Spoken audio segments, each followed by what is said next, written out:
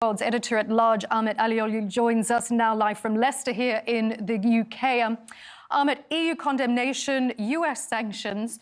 Who are Turkey's friends or allies right now?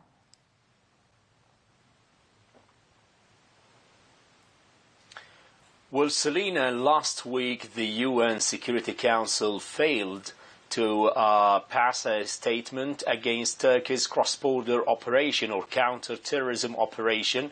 15 member states urged Turkey to cease its unilateral military action in Syria, claiming that the operation may lead to the resurgence of Daesh or the release of some of these elements. And though one of the objectives of the operation is to clear the region from Daesh remnants and all the YPG terrorist organization there, this resolution was not passed because of the veto of Russia and the United States. Today, Donald Trump tweeted that the YPG may deliberately release some of the prisoners of Daesh to extend the presence of the United States militarily in the region. And now you have the NATO speaking the same as the UN. It's a kind of a rhetorical phenomenon that is just producing rhetoric and discourse and not giving any solutions or alternatives to Turkey, urging it to act unilaterally. On the other hand, you have the Arab League, the moribund Arab League, that was silent when the separatist group, the YPG terrorist organization, seized more than a third of the Syrian land and had clear ambitions to declare its autonomous entity there. They have not spoken, and now they're speaking against Turkey. So Turkey will act unilaterally regardless of all those voices, because everyone knows that Turkey's national security is on the stake. Sure, and I mean, President Erdogan reiterated that in his speech on Monday. The Syrian army is saying it's heading north to confront Turkish forces. Now, President Erdogan says he doesn't envisage any problems. Do you?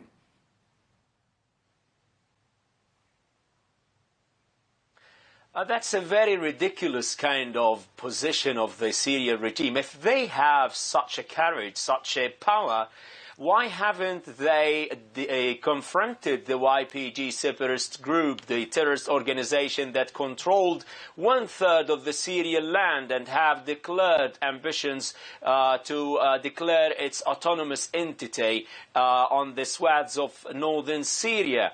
They have been silent for more than 8 years now.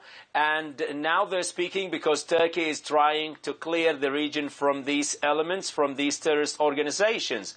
On the other hand, we know that the Syrian regime and the Syrian forces cannot take even a single step without the approval of Moscow and Tehran.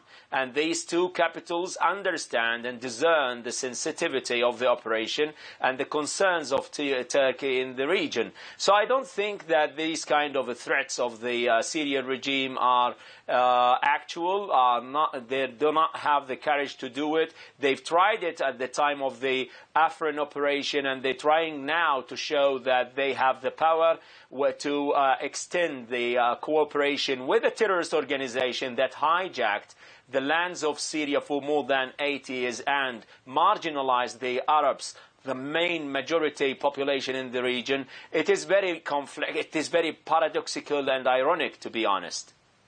Okay, and also, what about, just lastly, this new alliance between the YPG and the regime forces of Bashar al-Assad? Will that change anything on the ground? Will it change the dynamics in the region?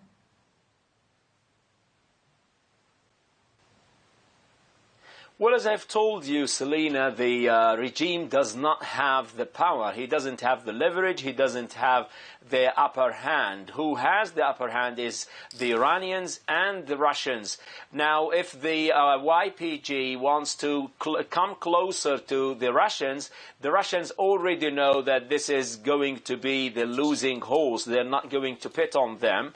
And the only way is to negotiate with the Turkish and try to to comply with their commitments to give up the arms and empower the local councils and never marginalize the Arabs, the main majority in that region, and distance themselves from the PKK, that the outlawed banned terrorist organization in Turkey. By doing so, they would save lives and would cease all the operations going on. But it seems that they lost the chance, and whatever they do now with